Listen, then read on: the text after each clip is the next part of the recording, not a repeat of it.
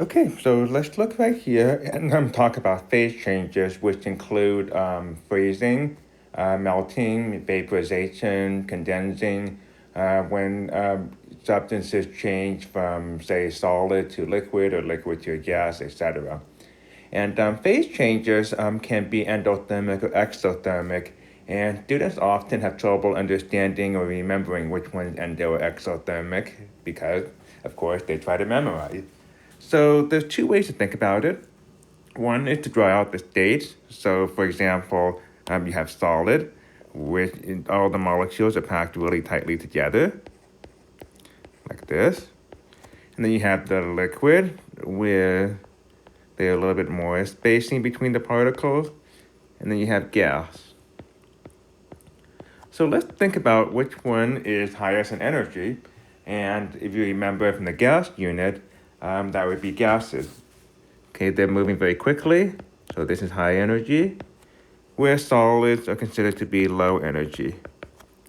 So when a substance is going from low energy to medium to high, so solid to liquid, which would be melting, or liquid to gas, which would be condensing, that's going from low energy to high energy. So that would be examples of endothermic phase changes because it's absorbing energy to go from low energy to high energy. Okay, then if you have substances going from high energy, gas to liquid, or liquid to solid, condensing and freezing, they're releasing energy and going in order to get to that lower energy state. So those would be examples of exothermic phase changes. So I'm going to go ahead and write that down off to the side. So endothermic, and again, I highly recommend that you don't memorize this. So endothermic would include melting, vaporizing, and the third one would be called sublimation. So subliming, that's going from a solid to a gas. And then exothermic phase changes would include, freezing, okay, condensing, and also deposition. That's going from a gas to a solid, deposing. Okay. The other way, the second way you can think about it is if bonds or IMF between the molecules are being broken or formed. So when a substance is going from a solid to a liquid to a gas, notice that you have to break the intermolecular forces between the particles to go from one state to another. So under the endothermic phase changes, okay, remember that bonds and IMF are broken. It takes energy to break bonds. While exothermic, it bonds and IMF are forming. Okay, so remember not to memorize what phase changes are endothermic and exothermic. It's really helpful just to think about it in one of these two ways. So now let's talk about what we mean by molar enthalpy of vaporization, delta H vap, vape, whatever you want to call it. So that is the energy that is needed to vaporize 1 mole of a substance to go from a liquid to a gas. Okay, the enthalpy of vaporization for water, I'll put this down here, delta H vaporization is equal to 40.1 kilojoules, and it's usually reported in terms of kilojoules per mole of that substance. Okay, so that again, just to stress in earlier parts, we say kilojoules per 1 mole of the substance. So if you had, say, 2 moles of water, then the amount of energy that is needed to vaporize it would be 80.2 kilojoules. Okay, also, you may find this helpful, that when you see delta H fusion, that is referring to the amount of energy it takes to melt 1 mole of a substance.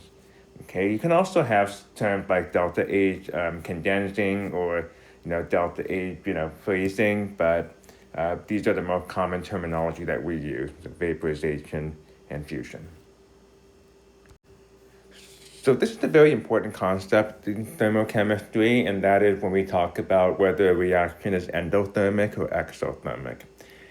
In an exothermic reaction, the system, usually the reactants in a chemical reaction being converted into the product, the potential energy, which would be the energy stored in the bond, that would be, the energy would be released, and the surroundings, which could be air or water, would be absorbing the energy that is released by the system. Okay? Now, an endothermic reaction is the reverse process. Energy is going into the system from the surrounding. Okay, so make sure you really note this part here, that in an exothermic reaction, the system is releasing energy, so the delta H for the system is negative, whereas the delta H for the surrounding is going to be positive. Okay, I'm going to put a note here because I don't think you have it in your lecture notes, but for an endothermic reaction, the system is acting endothermically, and the surrounding is acting exothermically, as in the surrounding are releasing energy into the system. We're going to go ahead and go to the next slide right here to talk about how that applies when you're doing stoichiometry involving chemical reaction.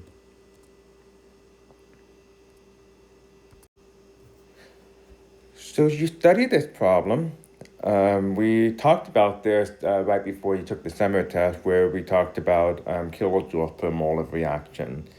Now, if you study the thermochemical equation, you have here nitrogen and oxygen forming nitrogen dioxide. And the delta H value here symbolizes that it is an endothermic process given by the fact that it's a positive delta H value. So since it is endothermic, and this is going to be important for a later unit, you would treat heat as a reactant. So usually we put over here plus 67.6 kilojoule. Okay, if it's exothermic where the delta H is negative, you would put the 67.6 over here. Okay, now I'd like you to make this correction in your notes. Make sure you note that it is moles per reaction, not just kilojoules per mole. So we study the problem. Based upon the thermochemical equation given, calculate the heat that is associated with the decomposition of 1.15 grams of NO2. So what I'd like you to do is to calculate how many moles of NO2 that is, and then also calculate how many moles of reaction that would be. And then pause the video at this point and go ahead and work that out. Okay, so if you did this correctly, you divided the 1.15 grams of NO2 by the molar mass, making sure you put grams per mole, and that gives you the 0.025 moles of NO2. And then if we talked about the 2 moles of NO2 give you 1 mole of reaction, so then you would end up having 0.0125 moles of reactant from the 1.15 grams of NO2. Okay, and at that point, the rest falls into place pretty easily, where you can say that for 0.0125 moles of reaction, and then you multiply that by 67.6 kilojoules per mole of reaction for every 1 mole. You need to stress that, of course. And then that comes out to 0.845 kilojoules that would be absorbed by the reaction as it is proceeding. Okay, so that's the way you can do that. Remember, once again, to avoid the dimensional analysis. So now let's talk about one of the important concepts of thermochemistry, which is calorimetry, a way that we can determine the delta H or the Q of a reaction. So the underlying principle is right here. I'm going to highlight this, is that the negative Q, that means the heat released by the surrounding, is equal to the heat that is absorbed by the system. System referring to what you call either reaction or a physical property, such as dissolving a solid or a phase change, or say a metal that's releasing heat or absorbing heat. So to give you an example of how you might use calorimetry, let's say that you wanted to find the amount of energy that is released by a potato chip. And we're actually going to do this lab in the second semester, the thermodynamics unit. And what you have here is you have a container full of water. And I'll put a little bit of blue here just to make sure that we know it's water. And then you put a potato chip underneath it. And let's say you want to find out how many joules or calories that are contained in the potato chip. So what we do is we light this on fire, and the water temperature is going to be going up. Okay, so in this case, the potato chip is undergoing a reaction. So that would be considered to be the system. And since all that heat is going into the water, we call this the surrounding. Okay, so the energy that is absorbed by the water, okay, aka the surrounding, is equivalent to the energy that is lost by the system, which is the burning potato chip. And I really want you to think of calorimetry as the system versus the surrounding. So you should really make sure that you identify correctly what the system is and what the surroundings is. Okay, so go ahead and take a moment to read through the next problem here on this slide.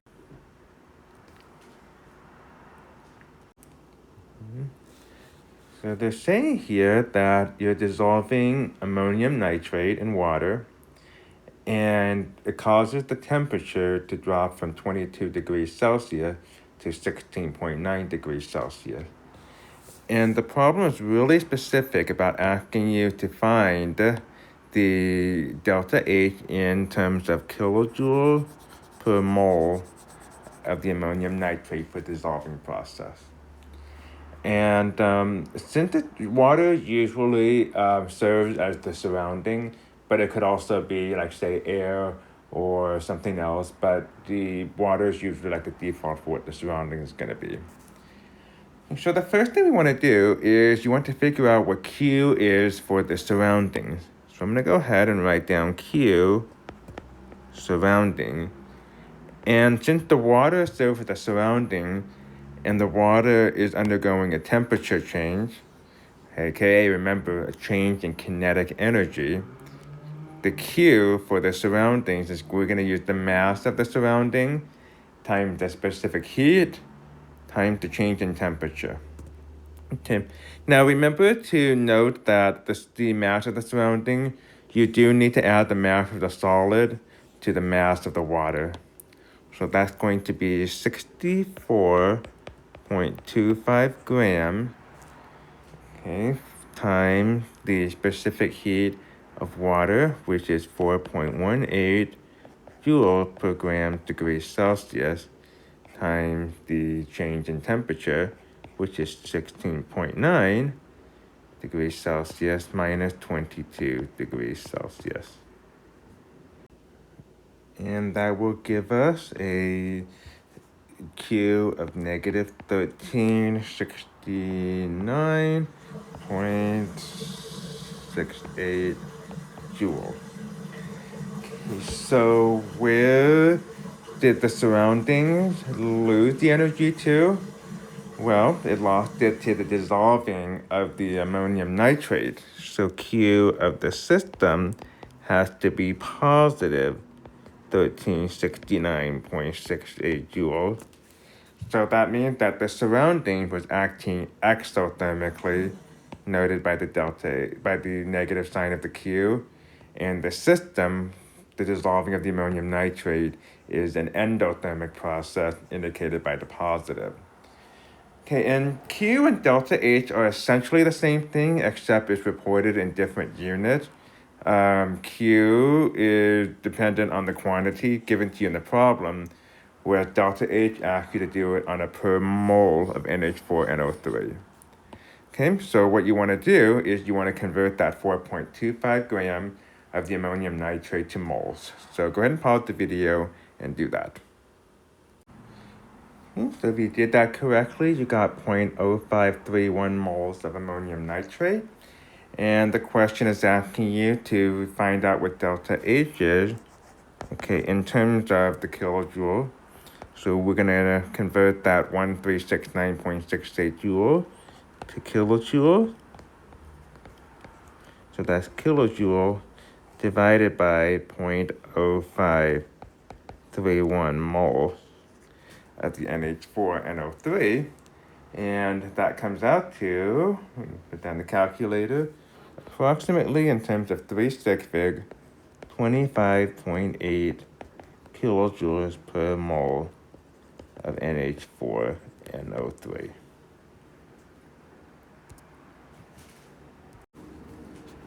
So here, I would like to take an opportunity to correct a big misconception.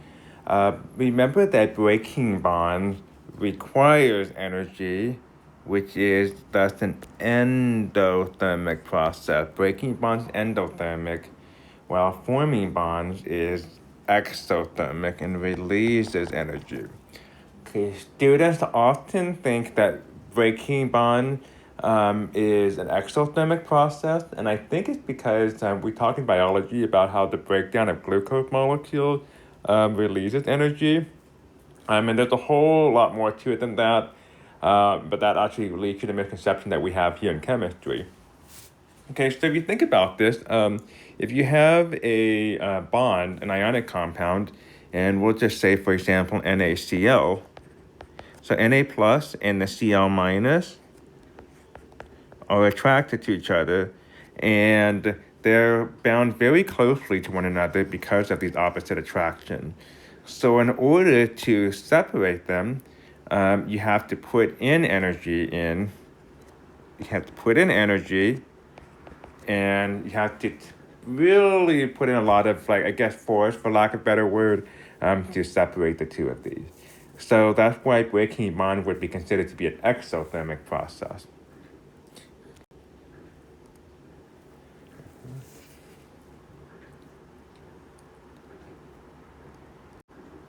Now, on the other hand, forming bonds, understand that if an Na plus is by itself, and then a Cl minus is also by itself, okay, they're both high potential energy. They're feeling really unstable. Okay, and so by bringing them closer together, so you form a bond to form NaCl, okay, that's going to minimize that level of potential energy, the instability that they have being by themselves, and therefore energy is released. Okay, and so hopefully that helps you understand better why breaking bonds are considered to be an endothermic process, while forming bonds is an exothermic process. So, therefore, how do you know whether an energy change in a chemical reaction is endothermic or exothermic? Well, you have to look at what's happening in a reaction. You have the reactants. So I'll say, for example, let's just do we'll do AB plus CD, and we'll do like say a double replacement reaction, AD plus BC. Okay, so the bonds in the reactants are broken because you're breaking the bonds in the reactant, and then you're forming the bonds here in the product. Okay, so in every chemical reaction, you have some bonds that are broken, some bonds that have been formed. Actually, I shouldn't say every, but in many chemical reactions, you have a combination of bond broken and bond formed. And so we have to look at the overall net energy change. So if it is an endothermic process, that means the energy in the bonds that are broken, because breaking endothermic, is greater than the energy in the bonds that are formed. Okay, and then exothermic would be the opposite. The energy in the bonds that are broken is less than the energy in the bonds that are formed in the products. Okay, so you could have bonds that are being broken, And you can have bonds that are being formed, but you have to compare the two to determine whether the reaction itself is endothermic or exothermic. Okay, so to determine the delta H of a given chemical reaction, other than resorting to calorimetry, you can use three different things, and I actually will be talking about this in class later on. I think later this week, where you use heat of formation value, that's final minus initial. There's also a separate lecture video about Hess's law. But what we're going to focus on is using bond enthalpies and energy, which you may have learned about in honor chemistry, to determine the delta H of a reaction. Okay, and this ties back to what we just talked about in the last slide, where you calculate the energy of the bonds that are broken and the energies of the bonds that are formed and compare the two of them. So we're going to go ahead and look at this sample problem that talks about the enthalpy of the reaction for this reaction here. So what I'd like you to do is see if you can draw upon your knowledge from honor chemistry and draw Lewis structures for all four of these substances. So let's go ahead and pause the video as you draw these substances. Okay, so if you did these correctly, these are the Lewis structures for each of the four species. And I drew the oxygen twice because of the coefficient 2, and same thing with the water, and it makes it easier for students to count the bonds that are involved. If you forgot how to draw your Lewis structures, don't worry a whole lot. The test that you take, the first exam that you're taking for this, the Lewis structure will be provided for you, but later on during the bonding unit, you do need to know how to draw these Lewis structures. So anyway, what you want to do is you want to remember that these are the bonds that are broken, and then these are the bonds that are being formed. So you make two columns, the broken, and remember that is endothermic, whereas forming is exothermic. Then now we're going to go ahead and count. So on the left side, we have 4 CH bonds. So I will go ahead and write down 4 CH. And that's 4 moles of CH bonds. So we can multiply that by 413. And then we will look at the 2 oxygen, which would be 498. And when you multiply and add the 2 together, it gives you 1822. Okay, for the forming side, that would be 2 C double oxygen, which is going to be 805, as well as 4 OH bonds. And then if we look at the list, it says 464.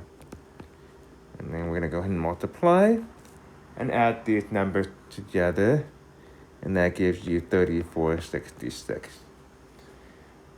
So to find the total delta H value for the reaction, okay, you would take the 1822 and notice that it is positive because it's endothermic, breaking bond is endothermic, and negative 3466 for the exothermic formation.